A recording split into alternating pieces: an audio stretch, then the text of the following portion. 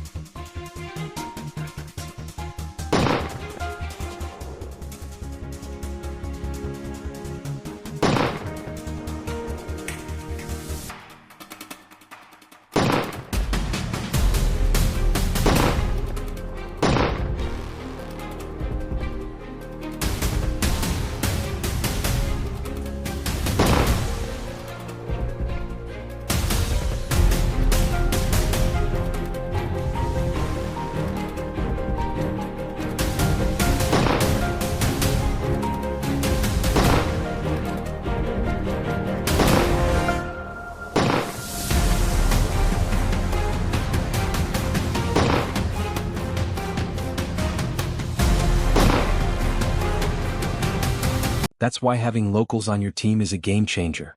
They know every trail, every ridge, every crossing point the hogs use. One of the old-timers in our group, a guy named Rick, could read tracks like a book. "Fresh prints," he whispered. "They're close." We moved in slow, keeping low, hearts pounding like war drums. Then just beyond a ridge we saw them, a group of boars moving downhill in a line, their dark shapes cutting across the morning light. I steadied my rifle, took a deep breath, and aimed. In moments like that, everything else fades. The sound of the wind, the chatter of the team, even your heartbeat. All that exists is the target and the trigger. I exhaled slowly and squeezed. The shot cracked through the valley, echoing like thunder.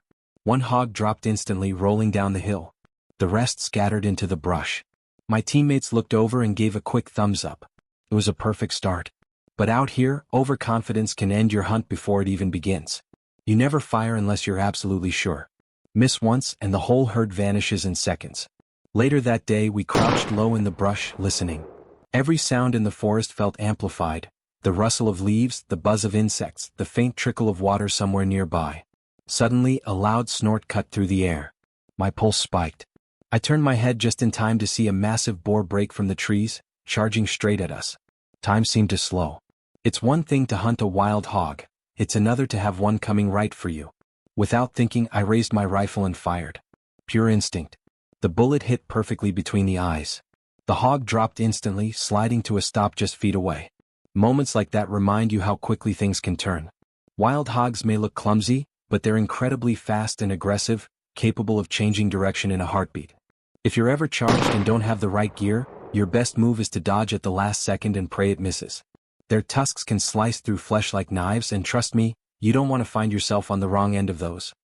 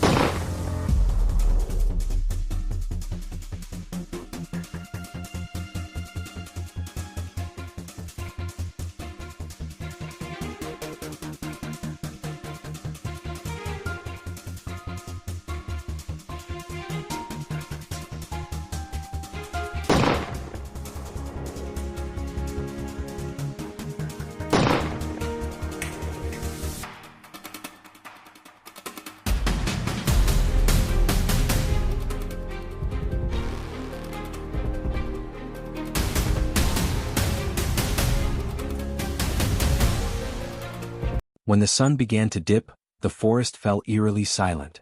The kind of silence that tells you something's still out there. We continued tracking signs, hoof prints, overturned soil, broken branches. Then all at once, the crunch of dry leaves erupted ahead. We froze. Dust lifted in the distance. Without wasting a second, we signaled the dogs and sprinted toward the sound. That's when we saw them, dozens of wild boars tearing through the underbrush in a massive wave. You could feel the ground tremble beneath their weight. 30, maybe 40 of them all bolting in one direction. It's impossible to describe the adrenaline rush in that moment. You don't think. You just move. We took our positions along the trail, rifles raised, ready to intercept. The dogs barked furiously as the first hogs broke into the clearing. Now, someone yelled. Gunfire echoed through the trees. One by one hogs fell. The air filled with the smell of gunpowder and the roar of chaos. Within minutes, the forest fell silent again, except for the heavy breathing of tired hunters and the distant call of birds returning to the trees. We gathered what we could, checked the area for wounded animals, and finally sat down to catch our breath. The fire of the hunt still burned in our veins, but a strange calm followed.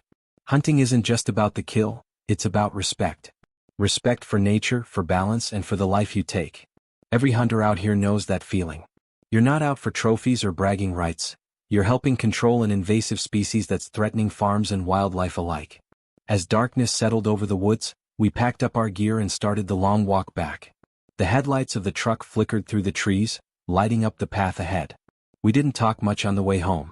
Sometimes silence says everything.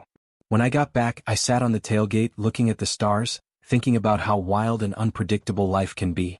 One moment you're standing on a quiet farm, and the next you're facing down a charging boar in the middle of nowhere. If you've ever felt that surge of adrenaline, the mix of fear and focus that makes time stand still, you know exactly what I'm talking about. Tell me about your wildest hunting story in the comments. Have you ever faced down an animal in the wild and trusted your instincts to save you? I want to hear it. And if you're ready for more heart-pounding hunts, hit that subscribe button and stick around. The next adventure's coming soon, and you won't want to miss what happens when we take on the biggest wild boars Florida has to offer.